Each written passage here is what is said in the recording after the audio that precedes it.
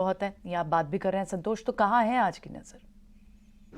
Yes, मेरी नज़र थोड़ा सा ब्रॉडर मार्केट पे जा रही है। तो ब्रॉडर मार्केट में कई सारे स्टॉक्स है जहाँ अच्छा मूवमेंट देखने को मिल रहा है। तो दोनों ही स्टॉक मेरे मिड कैप से है। पहला है EIH होटल। इस EIH लिमिटेड, इस स्टॉक की बात करें तो इस स्टॉक और सारे होटल स्टॉक्स में अच्छा मोमेंटम बना हुआ है। इस स्टॉक में भी एक इंपॉर्टेंट हर्डल 205 का ब्रेकआउट आया था। ये उसके ऊपर ब्यूटीफुली सस्टेन कर रहा है और कल के सेशन में फिर से इसमें एक मोमेंटम बनते हुए दिखा। तो मुझे लगता है ये मोमेंटम आगे एक्सटेंड होगा और इसमें और ऊपर के लेवल देखने को मिल सकते हैं। 230 इमीडिएट टारगेट रहेगा, 210 का स्टॉप लॉस रहेगा। दूसरा स्टॉक KEI, ये लगातार अच्छे स्ट्रॉन्ग बुलिश मोमेंटम है। पिछले कुछ दिनों से इसमें कंसोलिडेशन देखने को मिल रहा था, लेकिन इसने इस कंसोलिडेशन के दौरान अपने 20 डे मूविंग एवरेज पे सपोर्ट लिया और कल फिर से एक अच्छा मोमेंटम दिखाया है। तो ये क्लियरली इंडिकेट कर रहा है कि अपने मोमेंटम को रिज्यूम करना चाहता है। तो यहाँ पे खरीदारी करना चाहिए। 2150 का टारगेट रहेगा, 2010 का स्टॉप लॉस रहेगा। ब्रॉडर मार्केट्स पर तो संतोष नजर रहनी ही चाहिए, क्योंकि पूरे हफ्ते जहां बाजार में काफी उथल पुथल हमने देखी, मिड कैप स्मॉल कैप ने लगातार सपोर्ट करने का काम किया है। लेकिन इसके अलावा फार्मा एज डिफेंसिव, अब डिफेंसिव ही नहीं, सेक्टर स्पेसिफिक अप मूव नजर आ रहे हैं और साथ ही IT सेक्टर में भी काफी अच्छा एक्शन है। कल तो इनफैक्ट ऑटो बिक्री के डेटा भी आए, जिसके चलते ऑटो एंसिलरी भी फोकस में रहे। सौरभ, क्या यही स्पेसेस हैं आपके रेडार पर? बताइए trading ideas. Good morning Mansi. Yes, मेरे जो पिक्स रहेंगे auto pack and pharma pack से रहेंगे। तो सबसे पहले टाटा मोटर्स की बात करना चाहूंगा।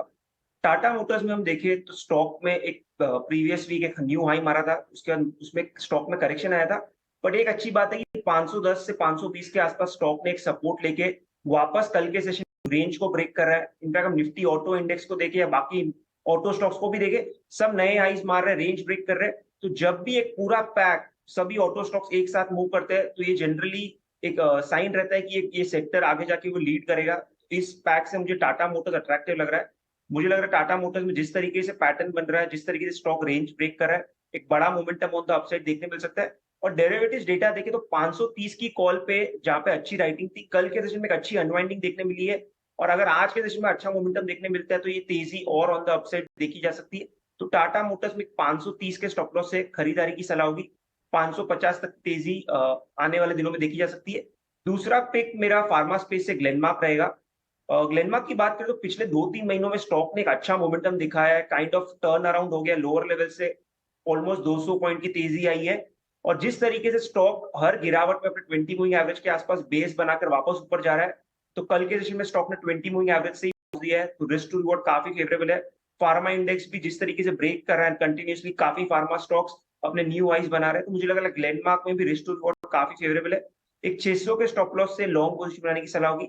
ऑन द अपसाइड 630 तक की तेजी स्टॉक में नियर टर्म में देखी जा सकती है। साथ अब हमारे टेक्निकल एक्सपर्ट नुरेश मिरानी भी जुड़ गए हैं। नुरेश का आउटलुक क्या है मार्केट पर, ये भी जानते हैं। वीकली एक्सपायरी के दिन तो हमने देखा, नुरेश गुड मॉर्निंग, बाजार में प्रॉफिट बुकिंग का फेज नजर आया, लेकिन स्टॉक स्पेसिफिक मूव्स, इंडेक्स में भले ही चर्निंग या फिर इंडेक्स में सुस्ती हो, स्टॉक्स कई सारे हैं, मिड कैप स्मॉल कैप में भी काफी सारा एक्शन है। बताइए आपके ट्रेडिंग आइडियाज आज के लिए कौन से स्पॉट किए आपने?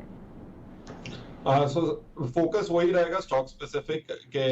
इंडेक्स में उतना मोमेंटम नहीं है, क्योंकि अगर हम देखें जो 40% ऑफ इंडेक्स है, जहाँ पे HDFC ट्विंस, रिलायंस इंडस्ट्रीज और कोटक महिंद्रा बैंक और थोड़े IT स्टॉक्स, जहाँ पे मोमेंटम ही नहीं है, और ये सब स्टॉक्स ऑल टाइम हाई के करीब नहीं है। तो overall stock specific momentum relatively ज्यादा है, तो स्टॉक स्पेसिफिक आइडियाज रहेंगे। सबसे पहले बाय रहेगा भारत फोर्ज पर।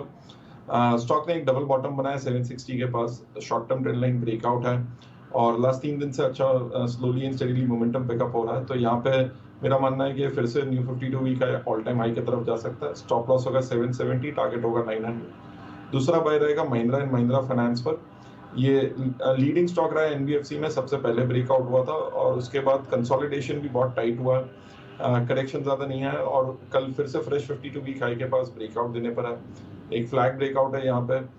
स्टॉप लॉस होगा 280, टारगेट होगा 340 का। चलिए, इस बीच हमारे साथ कुणाल बोथरा भी जुड़ गए हैं, उनसे भी बातचीत करते से उनका बाजार पर रुख समझते हैं। कुणाल, ये बाजार में चाहे कितनी भी उठा पटक नजर आए, लेकिन इस वक्त फार्मा सेगमेंट जो है वो काफी अच्छा रिएक्ट करता हुआ दिख रहा है। Pharma on the first and उसके बाद IT सेक्टर में भी हम देख रहे हैं मिड कैप IT प्लेस काफी अच्छा एक्शन दिखा रहे हैं। अब फ्राइडे सेशन है, फ्राइडे मूड में बाजार है, यही हम कह रहे हैं। इनफैक्ट फ्राइडे मूड में ही खुल सकता है ड्यूरिंग द डे, क्योंकि कल की सुस्ती हमने देखी और आज भी सेंटिमेंट्स गैप अप के बाद कुछ ऐसे ही नजर आ रहे हैं। स्टॉक्स में क्या फार्मा स्पेस है आपके रेडार पर, और इसके अलावा कौन से स्टॉक्स, कौन से थीम्स हैं? जी हाँ मानसी, धन्यवाद शो पे इनवाइट करने के लिए। मेरा ऐसा मानना है कि जो मार्केट की मूड है वो दो डिफरेंट टाइप की मार्केट चल रही है। बिकॉज एक इंडेक्स में अगर हम देखें तो उठापटक बहुत ज्यादा चल रही है, अप्स एंड डाउन काफी चल रहे हैं। बट जो मिड कैप एंड में है और सेक्टर स्पेसिफिक में है उसमें तो एक different way of bull market बनता हुआ नजर आ रहा है। काफी सारे थीम्स, काफी सारे stocks as well as mid cap theme में स्पेसिफिकली। तो मेरा ऐसा मानना है कि ये एक इंडिकेशन है कि मार्केट की हेल्थ बहुत ज्यादा बेटर हो चुकी है। तो ऐसे शॉर्ट टर्म करेक्शंस या अप्स एंड डाउन मार्केट में उसको नेगेटिव ना लेके मेरे से मानना पॉजिटिवली लिया जाना चाहिए। बिकॉज जैसे अगर 100 पॉइंट्स 200 पॉइंट डिप अगर हो जाती है इंडेक्सेस तो उससे बाइंग अपॉर्चुनिटी बन सकती है इंडेक्स में। जो स्टॉक स्पेसिफिक एक्शन है तो मेरा ऐसा मानना है कि फार्मा स्टॉक्स यहाँ से बहुत सारे जो फार्मा स्टॉक्स है वो अपने ब्रेकआउट के लेवल्स पे वापस आ चुके हैं। तो मैं दो फार्मा स्टॉक्स पे बाय सजेस्ट करूंगा। पहला इनफैक्ट रहेगा ऑरोबिंदो फार्मा पे, जो मेरा ऐसा मानना है कि एक बहुत अच्छी मोमेंटम दिखा चुका है लास्ट 2 से 3 महीनों में। 400 से ऑलमोस्ट 670 के आसपास ट्रेड कर रहा है। तो मेरा ऐसा मानना है कि मोमेंटम काफी स्ट्रांग है। यहाँ से और अपसाइड देखने को मिल सकता है। 675 टू 700 का एक टारगेट रेंज रख सकते हैं और फार्मा में। स्टॉप लॉस 645 का रख सकते हैं। और सेकंड रहेगा ग्लेनमार्क फार्मा पे, जिसपे मैं पहले भी बुलिश था। मेरा ऐसा मानना है कि ये भी एक स्टॉक बहुत ही अच्छा ब्रेकआउट दिखा रहा है। मंथली चार्ट्स पे एक बहुत ही strong inverted head and shoulder pattern दिखा रहा है ग्लेनमार्क फार्मा। तो इस पे भी टारगेट सजेस्ट करूंगा 640 का। बाय के लिए यहाँ पे ट्रेडर्स इनिशिएट कर सकते हैं। Stop loss 587। कैश स्टॉक है, जैसा मैंने बताया, ये एक रिबाउंड अटेम्प्ट अब कर रहा है। एलिकॉन इंजीनियरिंग 592 595 के लेवल से ये जो ड्रॉप हुआ था पिछले कुछ सेशंस पहले, ठीक अपने 20 डे मूविंग एवरेज के पास सपोर्ट लेके पिछले 2 सेशन से रिबाउंड कर रहा है। सो यहाँ पे फर्दर मोमेंटम जो है ये बिल्ड हो सकता है। 565 के इमीडिएट टारगेट के लिए बाय करें। 535 आपके लिए स्टॉप लॉस रहेगा।